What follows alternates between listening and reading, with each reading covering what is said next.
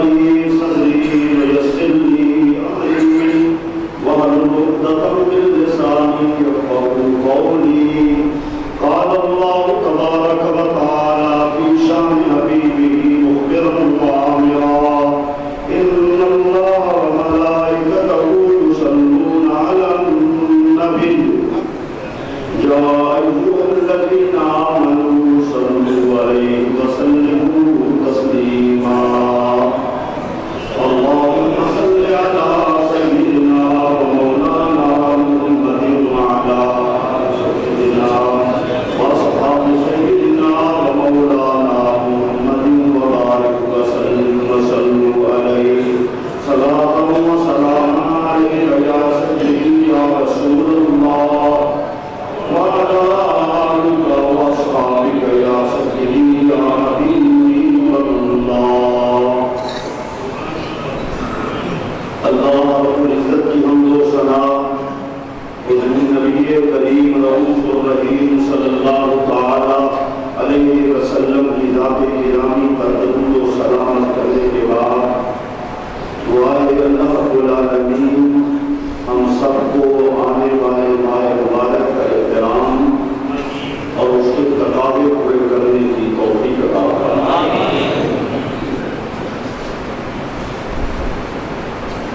انشاءاللہ العزیز اگلا جمعہ رمضان مبارک میں ہوگا. اس ماہ مبارک کے شعبان معظم کے آخر میں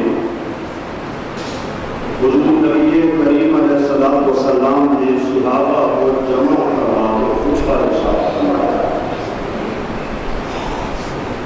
بس آنے والے ماہ مبارک کی عظمت، اہمیت، اجر و ثواب، برکات اور اللہ کی رحمت عامہ کا تذکرہ حضور نے فرمایا. لیکن ہم تک جس صحابی کے ذریعہ سے یہ حدیث طیبہ پہنچی ہے وہ صحابی حضرت سیدنا سلمان فارسی رضی اللہ تعالی عنہ کی ذات گرامی. حضور کے صحابہ کرام میں سے سب سے زیادہ لمبی عمر پانے والے آپ ہیں، بڑے جلیل القدر صحابی ہیں. اصل ایمان تو ان لوگوں کا، ہم تو مسلمانوں کے گھر میں پیدا ہو گئے، نام مسلمانوں والا رکھ لیا، شمار مسلمانوں میں ہو گیا، اصل ایمان نہیں پتا. میں ان کی عظمت اور اہمیت کے حوالے سے کچھ باتیں کروں گا، آپ بھی سماعت فرمائیں. اس کے بعد انشاءاللہ حدیث طیبہ کے حوالے سے میں کروں گا. حضرت سلمان فارسی رضی اللہ تعالیٰ عنہ یہ فارس کے رہنے والے تھے. ہوائی دین ان کا مجوسی تھا اور ان کے والد جو تھے وہ آگ جلانے والا جو محکمہ تھا اس کے منتظر اعلیٰ تھا. مجوسی آپ کی عبادت کرتے ہیں لیکن فطرت سلیمہ جو ہے اور حضور کا ارشاد گرامی السعید من سعد فی بطن امہ، جو نیک وقت ہوتا ہے تو ماں کے پیٹ میں نیک وقت ہوا کرتا ہے. الشقی من شقا فی بطن امہ، جو بد نصیب ہوتا ہے تو ماں کے پیٹ میں بد نصیب ہو. حضور نے فرمایا اور جو فطرت سلیمہ ارشاد گرامی ما من مولود یولد علی فطرت الاسلام ابواه یحودانہ اور یمجسانہ اور ینصرانہ اور کما قال. حضور نے ارشاد فرمایا روئے زمین پر کوئی بچہ بھی پیدا ہوتا ہے تو فطرت اسلام پیدا ہوتا ہے، کیونکہ اللہ کو پسند ہی اسلام ہے. ان الدین عند اللہ الاسلام، اللہ کے ہاں پسندیدہ دین جو ہے وہ حضور کا دین ہے. ورنہ روئے زمین پر کوئی بچہ کسی گھر میں پیدا ہو فطرت اسلام پہ پیدا ہوتا ہے. اب اباہ یحودانہ اور یمجسانہ اور ینصرانہ، اب اس کے والدین کی مرضی ہے اسے یہودی بنائیں، اسے نصرانی بنائیں، اسے عیسائی بنائیں، یہ ان کے والدین کی مرضی ہے، ورنہ ہر بچہ فطرت اسلام میں پیدا ہوگا۔ فطرت سلیمہ جو تھی وہ بیدار ہوئی، کہا یہ بھی محکمہ ہے جن کے ہاں عبادت کا تصور یہ ہے، رب کا تصور یہ ہے، آگ جلاتے رہو گے، آگ رب ہے، گھر سے نکل پڑے، کوئی صحیح دین مجھے مل رہا ہے۔ میرے بھائیوں کو غور کرنا اس بات ہے، صحیح دین مجھے بھی مل رہا ہے، کبھی یہودی کے پاس، کبھی عیسائی راہب کے پاس، سنتے وہ نیک آدمی ہے، عیسائیوں کا راہبر ہے، وہاں پہنچ جاتے، جب اس کے چال چلن دیکھتے، اس کا اوپر دیکھتے، اس کا اندر دیکھتے، جب اس میں مانا تبدیلی آتی، اس خیر بات کہتے، اگلے کے پاس چلے جاتے۔ اس طرح چلتے چلتے ایک عیسائی کے پاس پہنچے جو ان کا راہبر تھا، ان کے بڑا قرب حاصل ہو گیا، وہ لیتا تھا، اس میں خیانت کرتا تھا، کھا پی جاتا تھا۔ اس سے وہ کہنے لگا کہ بھائی مجھے کوئی اور بتلا دے جو صحیح آدمی ہو، میں تیرے دین سے بیزار ہوں۔ کہا میں تجھے لے چلتا ہوں، وہ بہت بڑا پادری ہے۔ جب وہاں پہنچے تو اس آدمی کی زندگی کے آخری لمحات تھے، آخری لمحات تھے۔ کہا ہم تو تمہارے پاس دین سیکھنے کے لیے آئے تھے اور تم دنیا پانی چھوڑ کے جا رہے ہو، کوئی رہنمائی تو کرو۔ اس کے آخری سانس اور حق بات کہنے لگا، کہا اگر متلاشی ہے حق کا تو پھر میں کہتا ہوں، عرب کے علاقے میں یثرب ایک جگہ ہے، وہاں اللہ کے آخری نبی تشریف فرما ہوں گے، ان کے پاس چلا جا۔ کہا نشانی کیا ہے؟ کہا صدقہ نہیں کھاتے، ہدیہ قبول کر لیتے ہیں۔ تیسری علامت یہ ہے کہ ان کے مہر نبوت کندھے کے درمیان مایا ہوگا۔ اب وہاں سے چل پڑے۔ اب جب چلے تو راستے میں قافلہ تھا، انہوں نے پکڑ لیا، آگے بیچ دیا۔ 10 جگہ پھرتے پھرتے پھرتے پھرتے آخر یثرب میں جو پہلا نام تھا وہاں پہنچے، اور وہاں پر بھی یہودی کے ہاں آ کر غلام بنے۔ باتیں سنتے رہتے تھے کہ مسلمانوں کے ایک نبی یہاں موجود ہیں، اب وہاں سے چلے۔ کچھ حضور نے نہیں صدقات کی، حضور صلی اللہ علیہ وسلم قباء میں تشریف فرما تھے، آگے پیش کی، عرض کی یہ سب کے حضوریں ہیں، قبول فرما لیجیے۔ حضور نے پہلا جملہ فرمایا، صدقہ ہم پہ حرام ہے، غریبوں کو دے دو۔ کہتے ہیں اگلا دن ہوا، میں پھر حضوریں لے کر آیا، میں نے عرض کی یہ ہدیہ ہے، قبول فرما لیجیے۔ فرمایا ہاں۔ حضور نے خوشی سے قبول فرما لیا، وہ ہمارا ہدیہ۔ کہتے ہیں 2 نشانیاں میرے سامنے آ گئی۔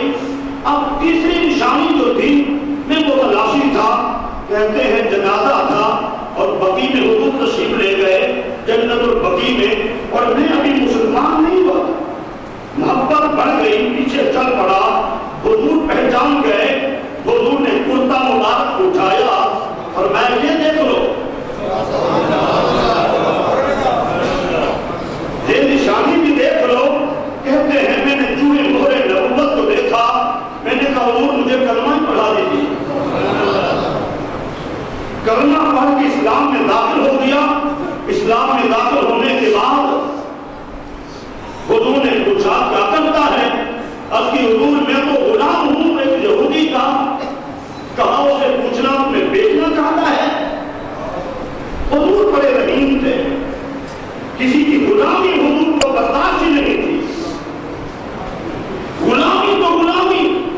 میرے بھائیوں ذرا غور کرنا، حضور نے ارشاد فرمایا میری مثال اس کی طرح ہے جو ایک اچھا چرواہا، اس کی کوشش ہوتی ہے اس کی بکری دائیں بائیں کسی کے کھیت میں منہ نہ مارے۔ میری بھی کوشش ہے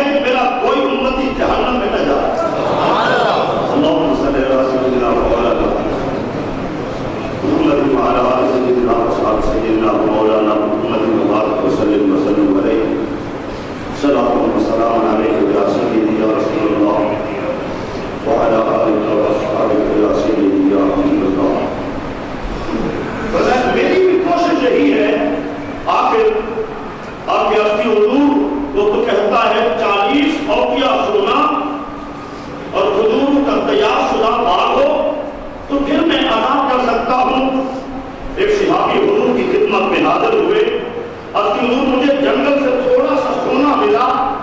حدیث میں آتا ہے جیسے کبوتر کا انڈا ہوتا ہے نا اتنا تھوڑی مقدار میں سونا تھا. حضور نے فرمایا اللہ نے تمہارے بھائی سلمان کی مدد فرما دی ہے.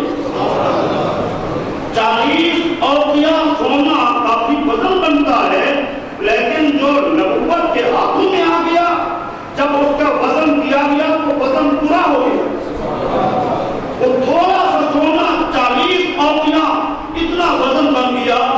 دوسری شرط یہ تھی کہ باغ لگایا جائے.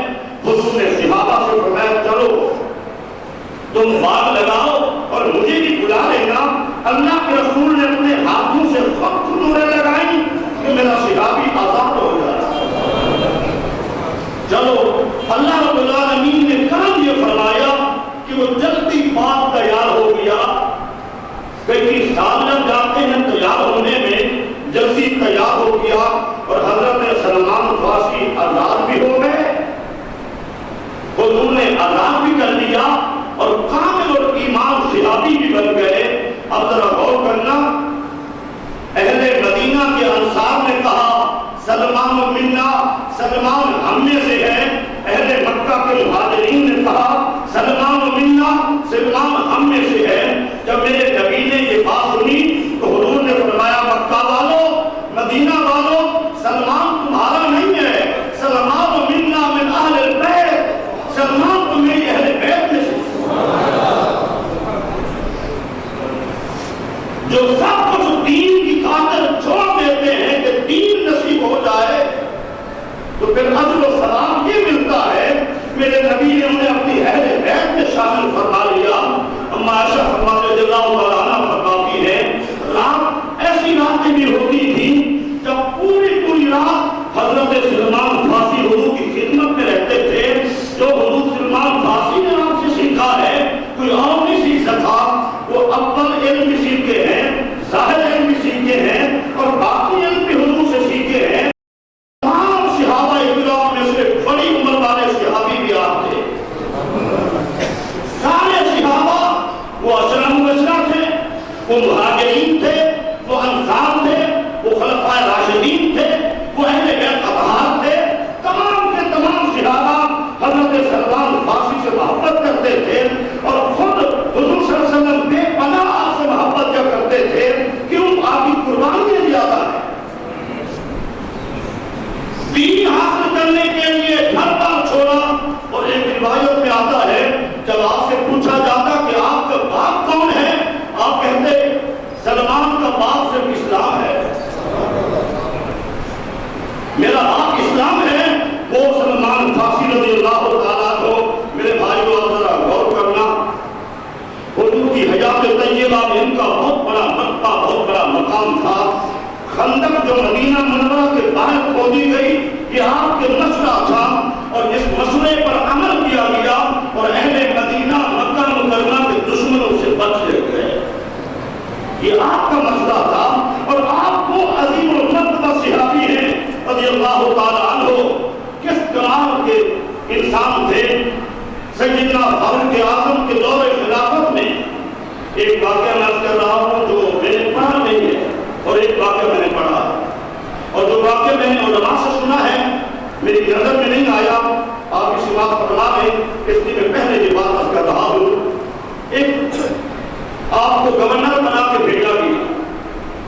جس علاقے میں بھیجا گیا وہاں چوری عام ہوا کرتی تھی اور پہلے گورنر بڑے نوجوان صحابی تھے اور یہ تو بڑے بوڑھے تھے. ان کو ہٹا کر آپ کو بھیجا گیا. جب آپ وہاں پہنچے عہدہ سنبھال لیا. لوگوں سے کہا آج عشاء کی نماز پڑھنے کے بعد گھر سے باہر کوئی نہ نکلے. ہر آدمی نماز یا تو گھر میں پڑھے یا مسجد میں پڑھنے کے بعد فوراً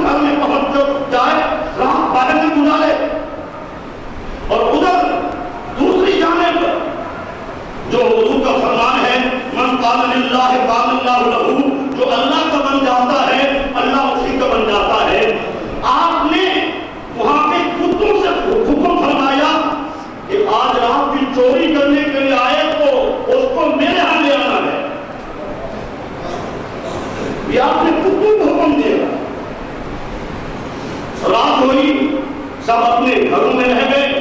نماز پڑھنے کے بعد باہر کوئی نکلا.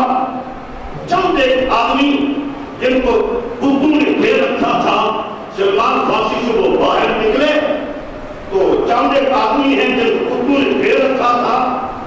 تو آپ نے اب کیا فیصلہ فرمایا, بھائی ابھی تم سے جرم صادر نہیں ہوا لیکن تمہارے اندر یہ چوری والی عادت ہے, تم توبہ کر لو, تمہیں سزا نہیں دیتے لیکن آپ کے بعد چوری نہیں ہونی چاہیے.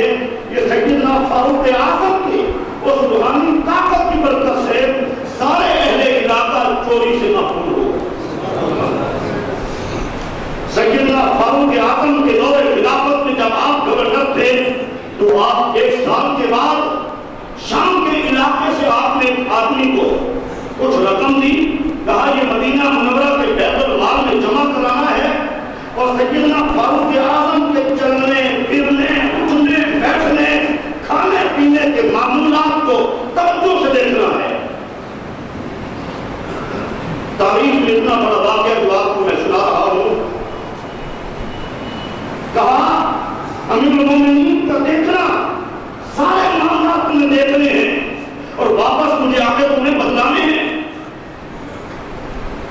وہ صاحب گئے, رقم پیش کی تو یہ دیکھا کہ آپ 2 سالن استعمال کر رہے ہیں روٹی کے ساتھ. کہا آپ نے ڈبل بچھا رکھا تھا. جب وہ صاحب واپس آئے حضرت سلمان فارسی نے پوچھا سناؤ, کہا حال کو اس طرح ہے. اپنے ساتھ سے دستار اٹھا کر رکھ لی. ہائے افسوس, خلیفہ آرام پرست ہو گیا, آسائش پرست ہو گیا خلیفہ, سنت کو چھوڑ دیا. بڑے جذبات میں آ کر وہ دستار نیچے رکھی ہے, پھر وہاں سے چل پڑے. کہا میں اسے بات تو کروں خلیفہ سے کہ یہ کیا معاملہ ہے, یہ کیا معاملہ ہے. جب یہاں اطلاع ملی سیدنا فاروق اعظم رضی اللہ تعالیٰ عنہ باہر تشریف لائے استقبال کے لیے, تو پہلی نظر پڑی سامنے. کہا امیر المومنین آپ نے کب سے جہنم کا راستہ اپنا لیا ہے. ایک گورنر امیر المومنین سے اتنا بڑی بات کر رہا ہے, آج چھوٹے منصب والا بڑے منصب والے سے بات نہیں کر سکتا. وہ سیاست و بیعت کرے, جو کچھ کرے, بات نہیں کر سکتا. جہاں ذرا غور کریں, سلمان فارسی اتنا جرأت کے ساتھ کہا اب سے آپ نے جہنم کا راستہ اپنا لیا ہے اور سنت کو آپ نے چھوڑ دیا ہے. زارو قطار رونا شروع کر دیا. خلیفۃ المسلمین نے زارو قطار رونا شروع کر دیا. جب رونا بند ہوا کہا آپ نے کون سی بات دیکھی ہے کہ میں نے آسائش استعمال اپنا اپنا لی ہو اور میں نے حضور کی سنت کو چھوڑ دیا ہو. کہا جو میں نے آپ کے پاس آدمی بھیجا تھا اس نے مجھے آگے اطلاع دی ہے کہ آپ 2 سالن کے ساتھ کھانا کھا رہے تھے. کہا بھائی سلمان آپ ناراض ہو رہے ہیں, آپ مجھ سے پوچھیں تو صحیح. میں کچھ دن بیمار رہا اور مجھے حکیم نے کہا کہ آپ سرکہ بھی استعمال کریں اور انڈا بھی استعمال کریں, اس لیے میں 2 سالن استعمال کر رہا تھا. اور دوسری بات کرتے ہیں وہ آگے سے سارا پھٹا ہوا تھا, پھٹا ہوا کاٹ میں نے اندر کر لیا, وہ ڈبل ہو گیا اور آپ نے کہا کہ آپ آرام پرست ہو گئے. سیدنا سلمان فارسی جب سنا کہا مبارک ہو, میں نے جو سنا تھا وہ غلط نکلا. آپ باقی حضور کی سنت پہ عمل کرنے والے ہیں. میں آپ کی اجازت کے بغیر اپنے منصب کو میں چھوڑ کر جہاں آیا تھا, اگر اجازت ہو تو میں حضور کے روضے پہ حاضری دے دوں اور آپ کے پہلے خلیفہ کے تربت پہ حاضری دے دوں. اگر اجازت نہ ہو تو واپس چلا جاؤں. کہا 1 رات کی اجازت ہے. وہ سیدنا سلمان فارسی اتنا بات کرتے ہوئے جرأت کے ساتھ آپ ڈرے نہیں. خلیفۃ المسلمین کا نام جیسے وہ کسرا والے سنتے ہیں تو پاک اٹھتے ہیں, اور ایک گورنر ہے اتنا بڑی بات کر رہا ہے. پھر میرے بھائیوں, آپ حضرت عبداللہ بن سلام سے موت سے پہلے ملاقات ہوئی. ان سے کیا کہا کہا بھائی عبداللہ بن سلام آپ آپس میں عہد کریں، اگر ہم میں سے کوئی پہلے فوت ہو جائے تو فوت ہو جانے کے بعد اس نے حالات بدلانے ہیں کہ میرے ساتھ کیا گزری ہے۔ کہا یہ کیا بات ہوئی؟ کہا مومن کی روح آزاد ہوتی ہے، وہ جہاں جانا چاہے جا سکتی ہے۔ اچھا وعدہ ہو گیا؟ لوگ تو کہتے ہیں لوگ مر جاتے ہیں، معاذ اللہ انبیاء بھی مر گئے، رسول بھی مر گئے، یہ حضور کا صحابی ہے۔ مثال کے چند دن کے بعد حضرت عبداللہ بن سلام کہتے ہیں میں کینولا دوپہر کو سو رہا تھا، خواب میں تشریف لائے، السلام علیکم ورحمۃ اللہ، میں نے جواب دیا۔ میرے جواب کے بعد میں نے کہا بھائی سلمان آپ کا تو وصال ہو گیا ہے۔ کہا ہماری روح آزاد ہے، ہم جہاں جانا چاہیں جا سکتے ہیں۔ میرے بھائیوں مسلمان کی روح جب آزاد ہے تو امام الانبیاء کی کیا شان ہو؟ یہ کیسا نظریہ، کیسا عقیدہ ہے کہ معاذ اللہ انبیاء مر گئے، رسول مر گئے، سب مر گئے؟ نہیں، صالحین لوگ اپنی قبروں میں زندہ ہوتے ہیں، ان کا تعلق حق کے ساتھ بھی رہتا ہے، اور اگر وہ رہنمائی کرنا چاہیں تو کر سکتے ہیں، کسی کے خواب میں آنا چاہیں تو آ سکتے ہیں، ان کا تعلق رہتا ہے۔ یہ بات ساری صحیح ہے، غلط نہیں ہے۔ اب کہا کیسے گزر رہی ہے؟ کہا اللہ کا بڑا احسان ہے، اس نے بڑی کرم نوازی فرمائی ہے۔ اب سلمان فارسی فرمانے لگے اللہ پہ توکل کیجیے، توکل بہترین چیز ہے، توکل بہترین چیز ہے، توکل بہترین چیز ہے۔ یہ جملہ 3 مرتبہ آپ نے فرمایا اور پھر آپ واپس چلے گئے، پھر آپ واپس چلے گئے۔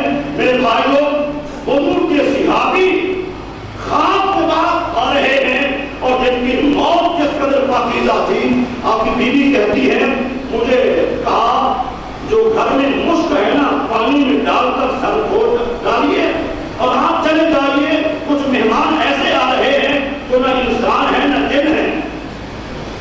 میں نے خوشبو لگائی، گھر سے باہر نکلی، دروازے سے باہر نکلی، میں نے اپنے کانوں سے سنا کسی نے آگے کہا السلام علیکم یا ولی اللہ، السلام علیکم یا صاحب رسول اللہ، اے اللہ کے دوست تم پہ سلام ہو، اللہ کی رحمت ہو، اے نبی کے صحابی تم پہ سلام و رحمت ہو۔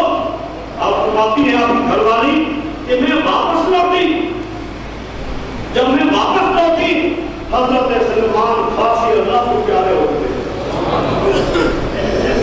ایسی پاکی اور اعلیٰ موت۔ اب کیا فرماتے ہیں میں نے حضور سے جو خطبہ سنا خطبنا رسول اللہ صلی اللہ علیہ وسلم کی آخر یوم شعبان، حضور نے ہمیں آخری شعبان کے دن میں خطبہ دیا، اور کیا خطبہ دیا؟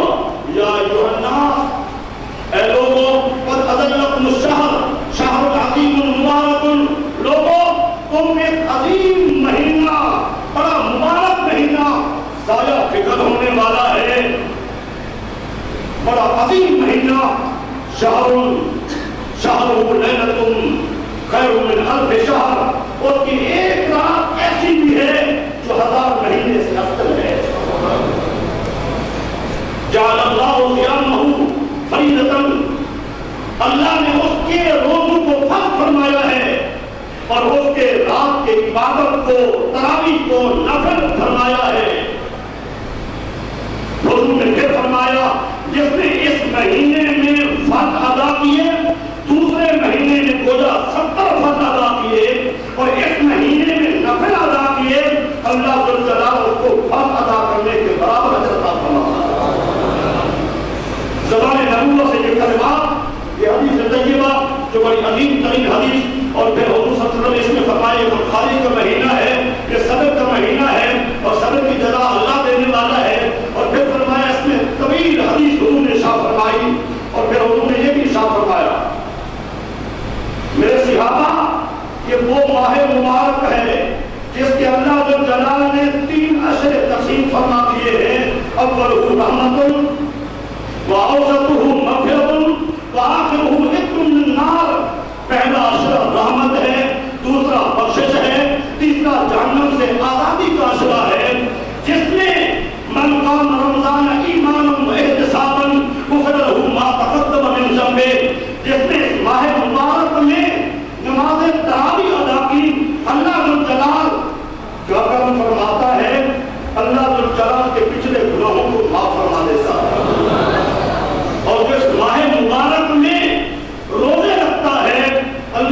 جلال روزے قبول کرتے ہوئے بندے کے گناہوں کو معاف فرما دیتا ہے. اور یہ وہ ماہ مبارک ہے جس میں اللہ کی رحمت برستی رہتی ہے. افطاری کے انتظام کیا کرو. افطاری کی بہت بڑا بدلہ ہے, بہت بڑا اجر ہے. اور ضرور کسی کے پاس ہمت نہ ہو, فرمایا کھجور کی طاقت ہے, پانی کا گھونٹ پلانے کی طاقت ہے, لسی پلانے کی طاقت ہے. افطار کراؤ, اللہ ذو جلال کسی کے اجر میں کمی نہیں فرماتا. یہ وہ ماہ مبارک آ رہا ہے. انشاءاللہ مزید باتیں آپ آئندہ جو سنیں گے. اللہ میرا حامی ناصر ہو.